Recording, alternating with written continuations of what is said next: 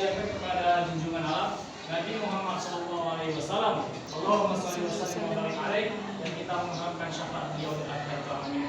Oke, gimana kabar semua? Baik, sehat?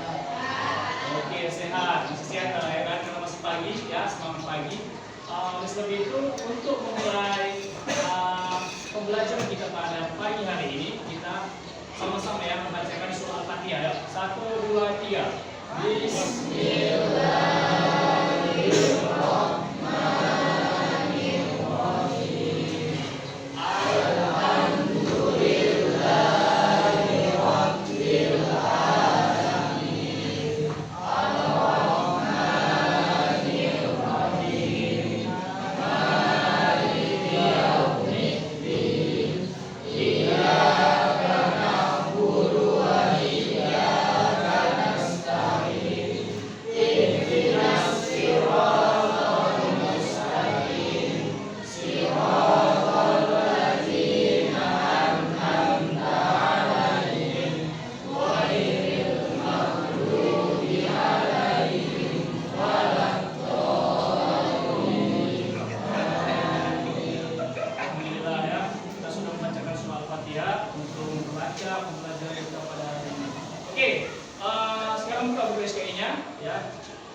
Sejarah kebudayaan Islam. Ya, saya di sini ya sebagai pendidik atau pengajar, yaitu tentang pembelajaran sejarah kebudayaan Islam. Ya, apa itu sejarah kebudayaan Islam? Ada yang tahu definisinya? Sejarah kebudayaan Islam. Bung Karno pernah berkata, ya, jas merah, jangan sekali-sekali melupakan sejarah. Itu di Indonesia. Kita sebagai umat Islam, ya, kita sebagai umat Islam harus juga ya, jangan melupakan sejarah awal munculnya peradaban Islam pada masa Rasulullah SAW. Ya, untuk pertama kali saya menjelaskan ya, kondisi Mekah ya, kondisi kota Mekah sebelum datangnya Islam, ataupun kondisi masyarakat Arab Saudi sebelum datangnya agama Islam. Ada yang tahu gimana kondisi peradaban pada masa sebelum datangnya Islam? Banyak maksiat ya, banyak maksiat. Ada lagi lebih keji ya. Di dalam peradaban sebelum datangnya agama Islam ya, di buku ini tertera semua ya, misalkan kamu semua baca di belakang ini ataupun di dalam semua buku ini dijelaskan peradaban kondisi masyarakat kota Mekah sebelum datangnya Islam dan sesudahnya. Jadi kondisi masyarakat kota Mekah ya sebelum datangnya Islam itu peradaban sosialnya itu sangatlah keji, sangatlah yang ditakuti banyak orang ya. Jadi kalau bisa dibilang itu kondisi masyarakat sebelum datangnya Islam itu jahiliyah.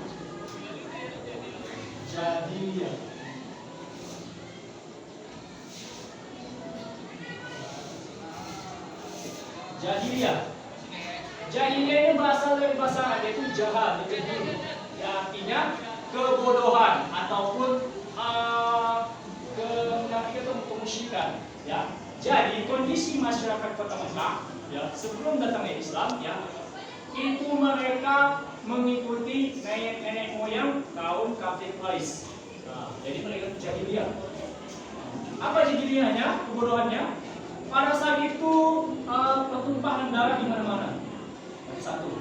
Dan yang kedua, perbuatan zina itu bebas dilakukan oleh bangsa Arab sebelum datangnya Islam.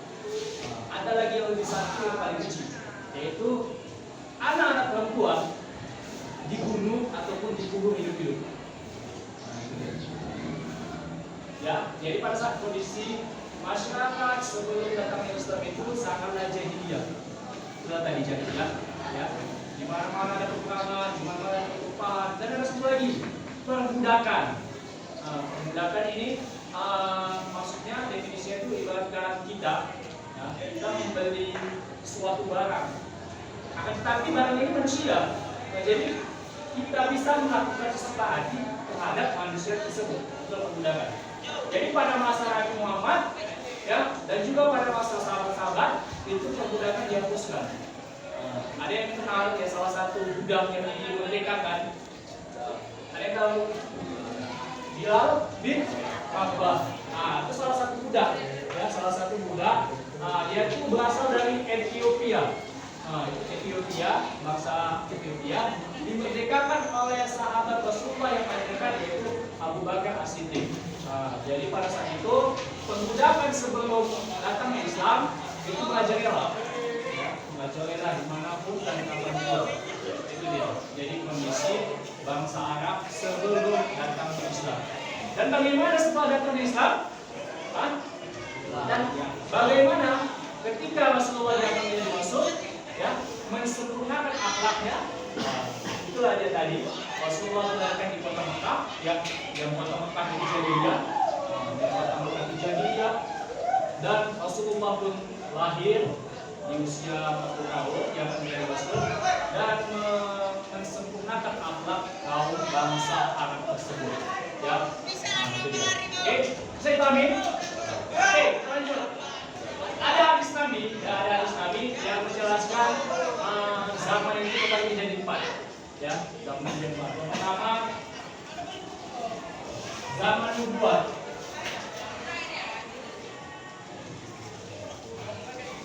Kedua, khilafah. Yang ketiga, al-muluk. Yang keempat,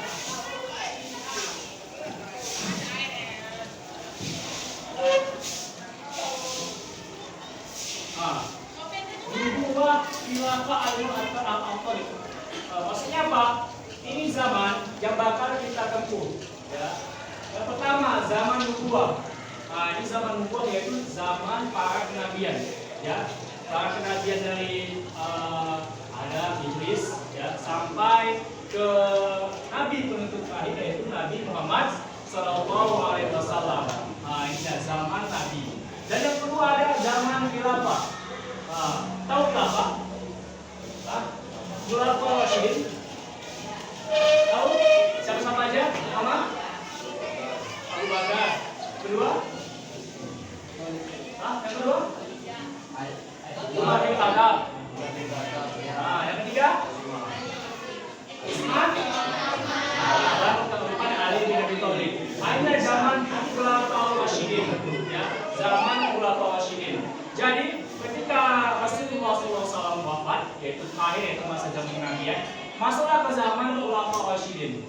Jadi pada saat ini peradaban, ya, peradaban yang dulunya jahiliyah menjadi yang sistematis. Maksudnya khilafah itu kepemimpinan para sahabat. Jadi kepemimpinan para sahabat Abu Bakar pada saat itu strategi perang sudah ditentukan dan juga sosial, ketahanan dan juga politik. Politik itu pada masa Umar bin Khattab. Jadi masa kejayaan Umar bin Khattab itu ketika menaklukkan Persia dan Romawi. Ada yang tahu Persia Romawi itu di mana? Persia Romawi.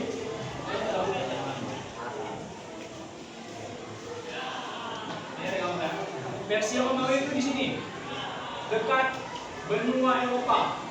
Benua Eropa. Jadi tidak heran kalau misalkan orang Eropa, ya, bangsa Eropa itu ada juga yang Islam.